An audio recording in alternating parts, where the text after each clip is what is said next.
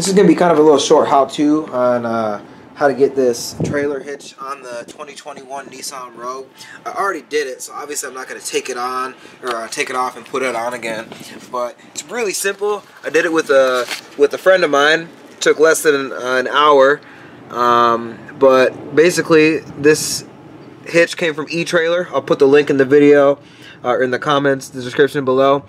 But it comes like the holes are in it. It comes with the nuts and bolts. And there's 6 holes total, so 3 on this side, 3 on the other. And it's really easy. You just kind of wedge it up in there. And then you got to get a torque wrench. I think it's like 78 or 72 or something like that, the setting.